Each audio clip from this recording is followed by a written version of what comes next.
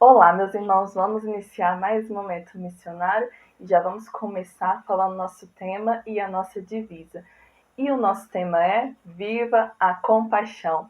A nossa divisa se encontra lá em Gálatas 2:20, que diz assim: Fui crucificado com Cristo, agora já não sou mais eu quem vive, mas Cristo vive em mim. Sirvo com paixão e estendo as minhas mãos, vivendo a compaixão. Teu reino vem sobre nós, ele vem para sempre. Jesus reinará das nações, ele é rei, não há outro igual. Para sempre eu vou cantar, Jesus é rei. A Bíblia é repleta de caminhadas. A primeira foi do próprio Deus, que costumava caminhar no jardim do Éden. Depois vemos que Enoque andou com Deus também. Vemos a difícil caminhada de Abraão com Isaac, região de Moriá. Pedro também andando com Jesus sobre as águas. Porém, teve uma caminhada que foi difícil, foi um pouco triste e santa. Uma caminhada que nos trouxe vida, a caminhada do nosso Salvador, a via dolorosa. Vemos na Bíblia o povo de Israel que, por caminhar em desobediência, sofreu nas mãos dos seus inimigos. Os midianitas destruíram tudo de Israel, os seus gados, suas ovelhas, plantações, até que um dia Deus convidou um homem para caminhar e lutar com ele e por ele. Deus viu o sofrimento do povo e chamou Gideão para caminhar com ele e libertar o seu povo. Vamos ler lá em Juízes 6, do 11 ao 17. Assim: Então veio o Senhor e assentou-se debaixo do carvalho que está em Ofra, que pertencia a Joás, e Gideão, seu filho, estava malhando o trigo no lagar, para o pôr a salvo dos midianitas. Então o anjo do Senhor lhe apareceu e lhe disse: O Senhor é contigo, homem valente. Respondeu-lhe Gideão: Ai, meu Senhor, se o Senhor é conosco, por que nos sobreveio tudo isso? E que é feito de todas as suas maravilhas de nossos pais nos contavam, dizendo: Não nos fez o Senhor subir do Egito? Porém, agora o Senhor nos desamparou e nos entregou nas mãos dos midianitas. Então se virou o Senhor para ele e disse: Vá nessa tua força e livre Israel da mão dos midianitas. Porventura não te enviei eu? E ele disse ao Senhor: Ai, Senhor meu, como que livrarei Israel? Eis que a minha família é a mais pobre em Manassés, e eu o menor da minha casa, da casa do meu pai. Tornou-lhe o Senhor a dizer: Já que eu estou contigo, ferirás os midianitas como se fosse um sorome.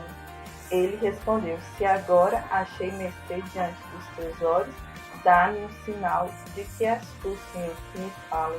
Há sempre um chamado. Deus viu o sofrimento do povo e chamou Gideão para caminhar com ele e libertar o seu povo. Leve a sério que Deus te chama para fazer a obra dele. Existem pessoas que acham que isso é bobeira, que é perca de tempo. Discernir o chamado representa um dos maiores desafios da sua vida. Você precisa estar preparado para assistir à morte agonizante de alguns de seus sonhos. O chamado é o lugar onde a sua profunda alegria se encontra com a profunda necessidade do mundo. O Senhor Jesus nos chama para ir e pregar o Evangelho, também a fazer discípulos, a libertar os cativos, trazer esperança para quem ainda não está diante dele e distante da sua graça. Ande, você é chamado para libertar, para pregar a Cristo às pessoas, na sua escola, na sua faculdade, na rua, no seu trabalho. As pessoas à sua volta estão padecendo. E Gideão foi chamado para libertar o seu povo, e nós somos chamados para libertar pessoas em nossa cidade e até os confins da terra. Há sempre o medo e o encorajamento. Deus sempre pede às pessoas coisas que elas têm medo. Com Gideão não foi diferente. Quando o anjo do Senhor apareceu a Gideão falando que ele era valente, ele questionou toda aquela situação. Mas o Senhor falou: Eu estou contigo. Ele prometeu dar força necessária para vencer os inimigos. E Gideão deu algumas desculpas. Ao olhar suas limitações, as suas fraquezas, não enxergou como o Senhor poderia trabalhar através dele. E assim como Gideão, fomos chamados para servir a Deus. Embora o Senhor nos prometa ferramentas e condições necessárias, sempre inventaremos desculpas. E é normal sentir medo diante de um grande desafio. Gideão, devido à sua situação e à situação que Israel passava, malhava o trigo escondido. Malhar o trigo é o processo de separação dos grãos do trigo da palha. Normalmente o processo era feito numa grande área, quase sempre numa colina, onde o vento assoprava a palha quando o agricultor jogava o trigo batido para o ar. No entanto, se Gideão tivesse feito isso, teria se tornado uma presa fácil para os midianitas.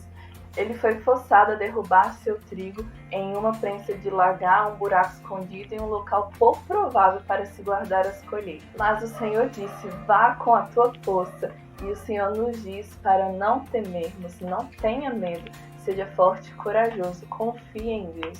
O medo é a principal razão pela qual as pessoas se recusam a obedecer à voz de Deus.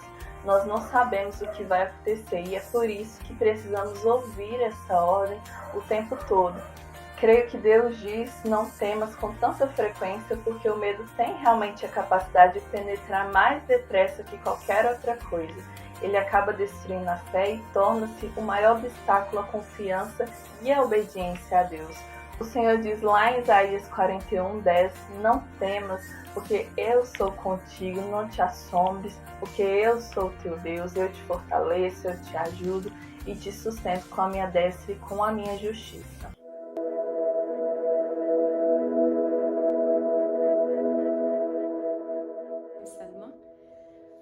Graça e paz a todos, eu me chamo Samara, venho do sul da Ásia e eu tenho 30 anos de idade. Eu gostaria de compartilhar com vocês um pouco sobre eu e minha infância. Eu nasci numa família muçulmana e até os 3 anos de idade eu estava com os meus pais. Mas meu pai faleceu e minha mãe foi para a prisão por problemas familiares. Então eu fui enviada para um orfanato e ali eu fiquei até os 10 anos de idade. E com 10 anos de idade eu fui pro Lar da Paz. E aqui no Lar da Paz eu estudei e aprendi a palavra de Deus. Eu estava assim muito desapontada, porque eu perdi tudo. Eu estava muito desapontada e pensando qual vai ser o meu próximo passo. Mas Deus me mostrou um novo caminho, uma nova vida e um novo futuro. Deus me deu aqui no Lar da Paz. Deus me deu bons pais que cuidaram muito bem de mim e me guiou e me ensinou computação, porque muitas das organizações aqui no sul da Ásia não tem computação, não tem computador para ensinar e também não tem boa educação para as crianças. Mas aqui no Lar da Paz eu recebi uma boa educação e também uma boa vida. Eu estudei numa escola em inglês e Deus me abençoou. Eu completei meu seminário, eu estudei no maior seminário do sul da Ásia e eu fiquei muito feliz, porque Deus me abençoou com esses 3 anos que eu completei meus estudos. E no momento da formatura do seminário, eu não sentia que eu mesma estava me formando, porque as bênçãos de Deus foram tão grandes. Eu senti que Deus me abençoou e Ele que me abençoou a completar a minha formação. E no momento da dificuldade, Deus me ajudou e também a tomar um novo passo na minha vida.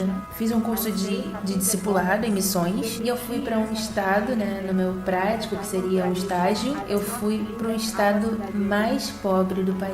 E eu ali vi muitas pessoas que estão desapontadas, tristes, pessoas que perderam a coragem de suas vidas. Eu estava ali, eu estava aprendendo a palavra de Deus e também eu estava fazendo o meu ministério ali. Eu estava incentivando as pessoas, eu estava pregando, eu estava contando meu testemunho, como eu estou fazendo agora, compartilhando com vocês. Eu fiquei 6 meses ali naquele estado, 3 meses eu recebi o treinamento missionário e 3 meses eu fui praticar o que eu aprendi. Na parte de missões eu fiquei muito feliz, muito contente de falar sobre Deus para eles. Eu sou muito feliz pela graça de Deus e a misericórdia de Deus sobre a minha vida. E depois de 6 meses eu voltei pro Lar da Paz, eu ensinei para eles, eu fiquei com eles, eu ajudei a eles para estarem andando no caminho certo. O que Deus me ensinou, eu ensinei para eles também. Tudo que eu aprendi, eu falei para aquelas crianças. Foi uma oportunidade para mim, para explicar a minha vida para as crianças ali do Lar da Paz. E eu também gostaria de compartilhar que eu casei. Em 2012 eu casei e foi uma festa muito bonita para mim.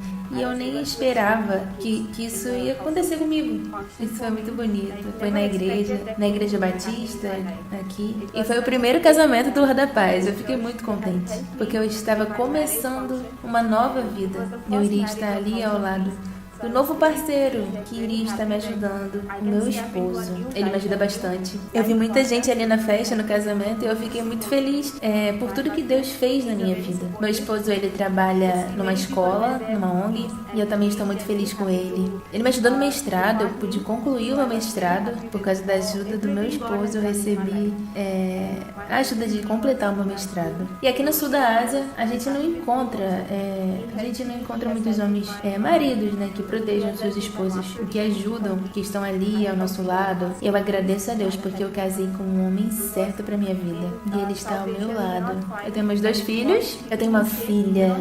Ela é a mais velha e ela gosta muito de ler livros. E ela também é bem ativa. Ela também passa tempo com Deus. Quando ela está sozinha, ela canta, ela ora a Deus. Ela é como se fosse uma pastora para minha vida. E o meu filho, né? Ele também é bem cheio de energia, muito ativo. Ele é muito inteligente, muito talentoso. E eu tô muito contente, muito feliz pelos meus filhos. De segunda a sábado eu trabalho no hospital e aos domingos eu tô na igreja do ministério, né, da minha igreja, do meu ministério, e eu participo dos 2 cultos. Eu prego, eu lidero o louvor, eu coordeno tudo da igreja. E eu tô muito feliz com a fidelidade de Deus e as bênçãos de Deus na minha vida. Muito obrigada. Gostaria também de agradecer às igrejas batistas do Brasil, que me ajudou muito, ajudou no meu noivado e também no meu casamento, nos meus estudos e todos os dias da minha vida, quando eu estava ali no Lar da Paz. E até hoje eu sei que tem pessoas orando por mim e eu agradeço pelas orações. E através das orações eu estou aqui e falando sobre Deus para você. A oração é a espinha dorsal e a igreja tem nos ajudado financeiramente. E eu agradeço a Deus por cada um de vocês.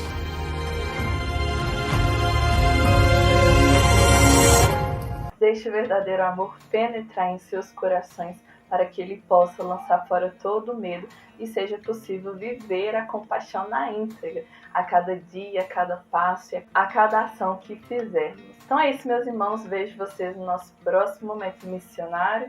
Deus abençoe.